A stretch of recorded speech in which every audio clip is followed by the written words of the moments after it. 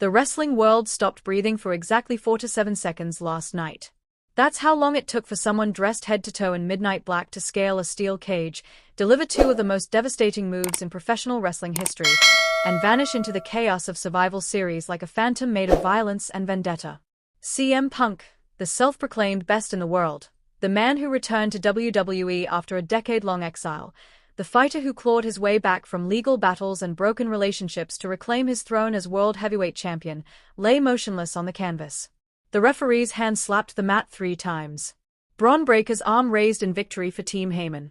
And somewhere in the pandemonium of Vancouver's Rogers Arena, 15,000 fans screamed a single question into the void. Who the hell was that? Because here's what you need to understand before we go any further into this rabbit hole of conspiracy, backstabbing, and what might be the most calculated attack in modern WWE history. This wasn't just any match. This wasn't some throwaway episode of Monday Night Raw where storylines get teased and forgotten by the following week. This was War Games, the final premium live event of 2024. The culmination of months of storytelling that had drawn battle lines so deep across the WWE roster that choosing sides felt less like entertainment and more like declaring your soul's allegiance. On one side stood CM Punk, the rebel king who never bent the knee to anyone, leading a team of warriors who believed in his gospel of authenticity and earning respect through blood and sweat. On the other side loomed Paul Heyman's vision, a collective of hungry, vicious athletes who saw Punk not as a hero but as an obstacle to their own ascension, led by the freight train of human ambition known as Bron Breakker. The match itself had been everything the fans craved. Bodies crashed through tables. Steel met flesh with sickening regularity. Each competitor pushed themselves beyond what seemed humanly possible, because that's what War Games demands. The structure itself, 2 rings side by side enclosed in an unforgiving steel cage, transforms wrestlers into gladiators. There's no escape. No countouts. No disqualifications. Just survival. And for nearly 35 minutes, CM Punk proved why his name still carries weight in an industry that devours legends and spits out has-beens with ruthless efficiency. He absorbed punishment that would hospitalize ordinary men. He rallied his team when momentum shifted. He stood in the center of that cage like a general who refused to watch his army fall, his tattooed arms raised in defiance, his Chicago roots showing in every gritty, street fight sequence he unleashed. But then came the moment that nobody saw coming, the moment that will be dissected frame by frame across social media for months, the moment that might have just rewritten the next chapter of WWE's narrative completely. The figure in black appeared at the top of the cage so suddenly that even the commentators stumbled over their words. No entrance music. No announcement. Just presence. The arena's lighting cast this person in silhouette, making them look less like a wrestler and more like an executioner arriving to fulfill a contract written in blood. They descended with purpose, each movement calculated and precise, while below them the match raged on, oblivious to the storm about to break.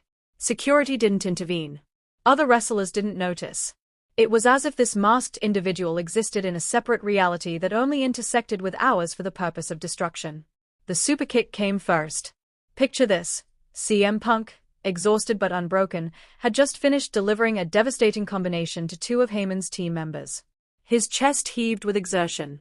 Sweat poured down his face. The crowd chanted his name with religious fervor. He turned, perhaps sensing something was wrong, perhaps just catching movement in his peripheral vision. That's when the boot connected with his jaw with such force that you could hear the impact over 15,000 screaming fans. Punk's head snapped back. His body went rigid.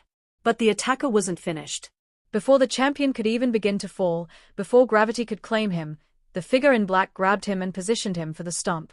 Not just any stomp. The stomp. The finishing move that belongs to one man in WWE's current landscape.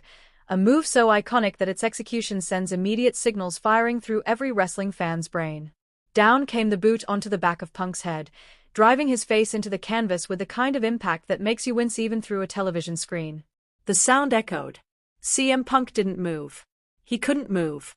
The figure in black slipped away as mysteriously as they'd arrived, melting back into the chaos of War Games while Bron Breakker, perhaps operating on instinct, perhaps in on the plan all along, capitalized on the moment with predatory precision.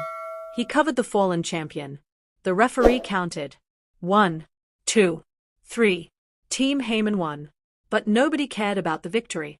Nobody was focused on Breakker's celebration or Paul Heyman's vindicated smirk from ringside.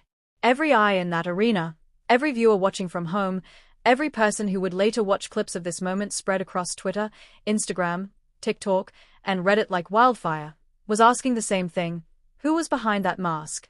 The obvious answer, the one that immediately exploded across social media like a theory too perfect to be true, centers on one name: Seth Rollins. Think about it. The stomp is his signature.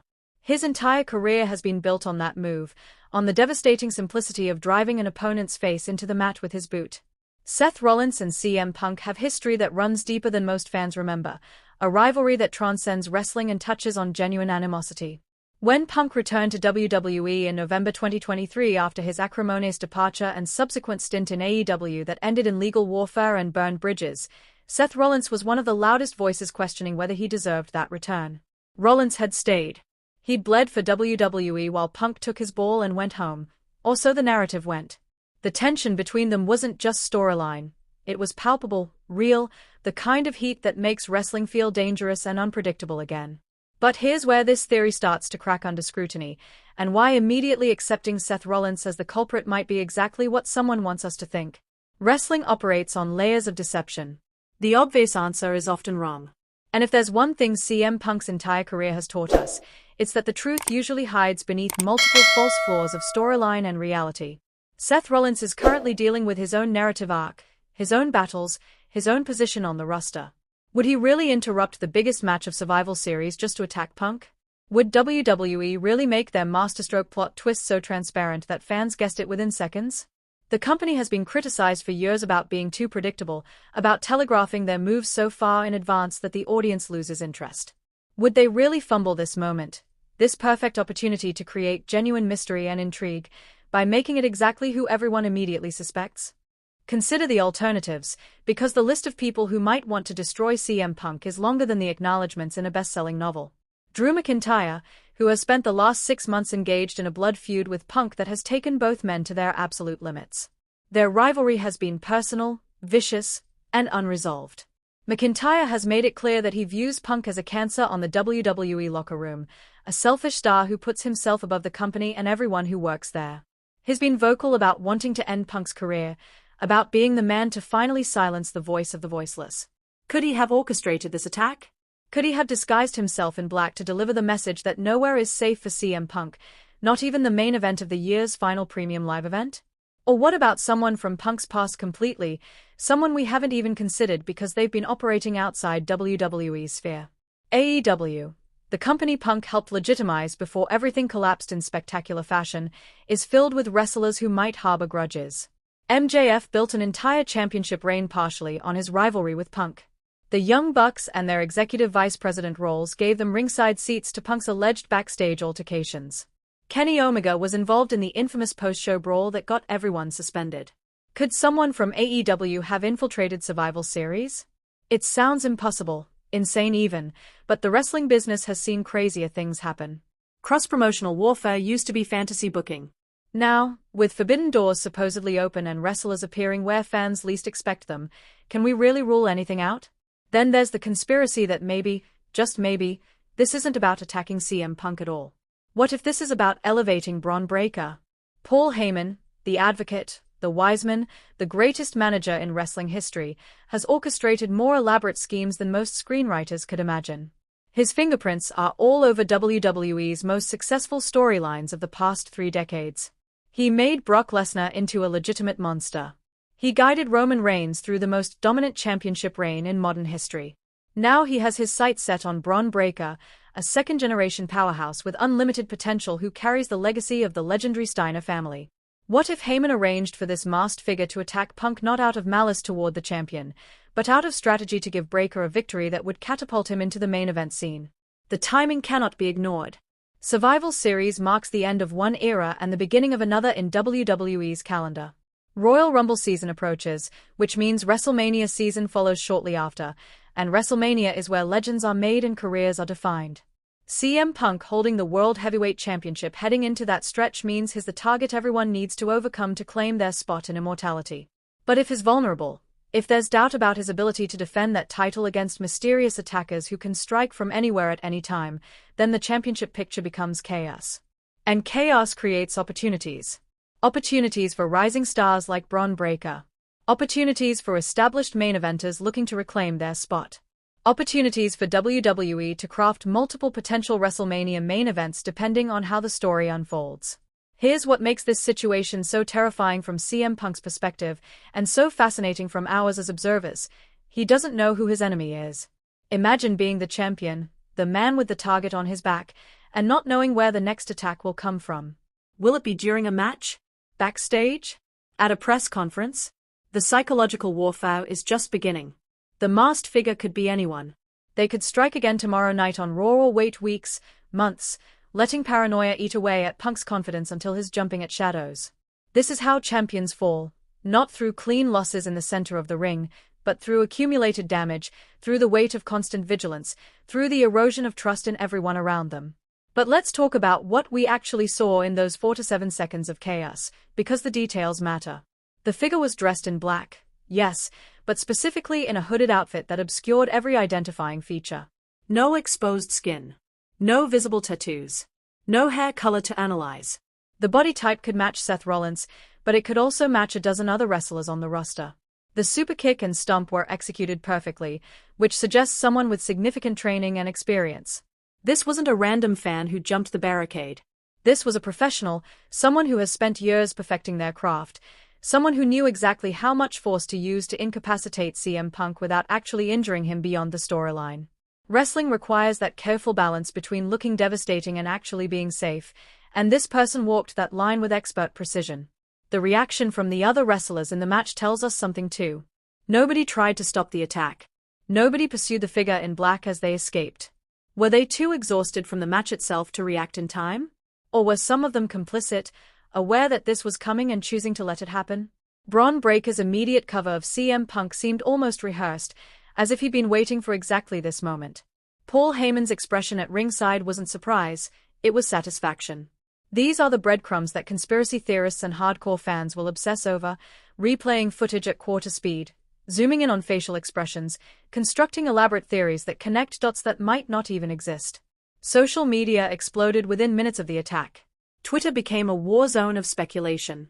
Instagram filled with side-by-side comparisons of the mystery figure's body type with various WWE superstars. TikTok creators started posting frame-by-frame breakdowns, analyzing the attacker's movement patterns and comparing them to Seth Rollins' previous matches.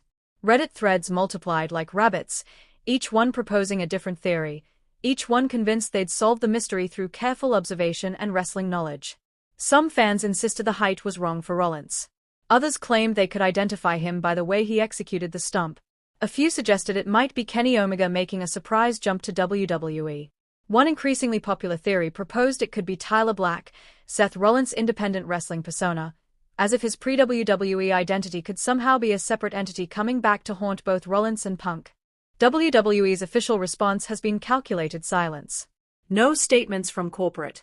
No tweets from official accounts clarifying what happened or promising to reveal the attacker's identity. This silence is intentional, a strategy to let speculation build, to let the mystery marinate in the public consciousness until the eventual reveal becomes an event unto itself. The longer they wait, the more theories develop, the more invested fans become in solving the puzzle. It's marketing brilliance disguised as storytelling uncertainty. Every day that passes without revelation is another day of free publicity, another news cycle dominated by wrestling coverage, another 1,000 tweets keeping WWE trending. Behind the scenes, though, things might be more complicated than WWE wants to admit. Wrestlers are human beings with real emotions and real relationships, not just characters playing parts. The locker room dynamics around CM Punk have always been complex. Some wrestlers view him as the returning hero who earned his comeback through sheer talent and fan demand. Others see him as a part-timer who gets special treatment and main event spots while they grind week after week with less recognition. The attack at Survival Series could be storyline, or it could be WWE giving air to legitimate backstage tensions, allowing real animosity to fuel fictional conflict. That's when wrestling is at its best, when the line between work and shoot becomes so blurred that even the performers aren't entirely sure which side they are on. CM Punk's own history makes him the perfect victim for this kind of psychological warfare. He's been betrayed before. He's had friends turn into enemies. His entire WWE career the first time around ended with him leaving on bad terms, feeling undervalued and disrespected. He spent years in the wilderness, first in UFC where he struggled to find success, Then in AEW, where things somehow went even worse, culminating in legal battles and public accusations. His return to WWE was supposed to be redemption, a chance to rewrite the ending of his story on his own terms. Winning the World Heavyweight Championship was proof that he still belonged at the top.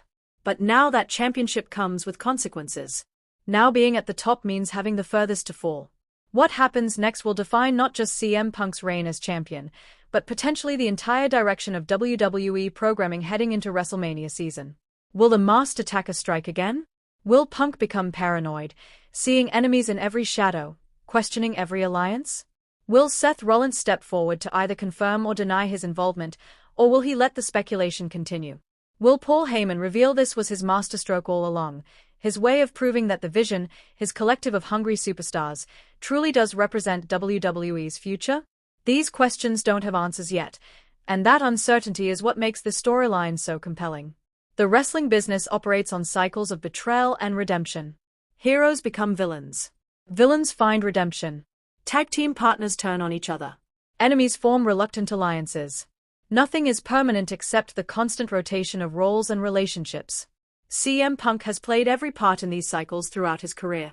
He's been the underdog challenger and the arrogant champion. He's been the straight-edge crusader and the bitter veteran. He's been the voice speaking truth to power and the established star trying to hold off the next generation. Maybe this attack represents the beginning of his fall, the first crack in his armor that will eventually lead to him losing the championship and everything he's fought to reclaim. Or maybe this is the catalyst that transforms him into something even more dangerous, a champion with nothing left to lose and revenge as his sole motivation. The genius of this moment, whether it's Seth Rollins or someone else entirely, is that it works regardless of who's behind the mask. The mystery is the story. The speculation is the drama. WWE has created a situation where the payoff almost doesn't matter because the journey of discovery is entertaining enough on its own. Fans are engaged. Social media is buzzing. Television ratings will spike as people tune in to see if this week's Raw or SmackDown reveals the truth. This is pro wrestling stripped down to its essential elements: violence, mystery, and the promise that everything you think you know could be wrong. 4 to 7 seconds changed everything. One superkick. One stump. 3 seconds of a referee's count. And now CM Punk, the man who thought he'd finally found peace after years of warfare, discovers that his war isn't over. It might just be beginning. The question isn't just who attacked him, but why now, why during Survival Series, why in front of the whole world at the year's biggest event? The answer to that question might be more disturbing than the attack itself. Because if this was planned, coordinated, timed for maximum impact, then someone has been watching CM Punk very carefully, studying him, waiting for the perfect moment to strike. And if they could get to him during War Games, surrounded by teammates and protected by a steel cage, then they can get to him anywhere. So what really happened to CM Punk at WWE Survival Series? The footage shows a mystery attacker in black delivering 2 devastating moves and disappearing into chaos. But the footage only tells us what happened, not why, not who, and certainly not what comes next.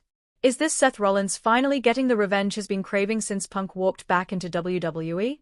Is this Drew McIntyre taking their feud to a level so dark that conventional warfare isn't enough anymore? Is this Paul Heyman playing 3-dimensional chess while everyone else plays checkers? Or is this something else entirely, a conspiracy so deep that we haven't even begun to understand its full scope? The only certainty is that CM Punk goes to sleep tonight as World Heavyweight Champion but wakes up tomorrow as a marked man, hunted by an enemy he can't identify, targeted by forces he doesn't understand, and vulnerable in ways he never imagined possible. That's what makes this terrible. Not the attack itself, but what the attack represents. The beginning of the end, or perhaps just the end of the beginning. And we won't know which until the mask comes off and the truth, whatever that truth might be, finally comes to light.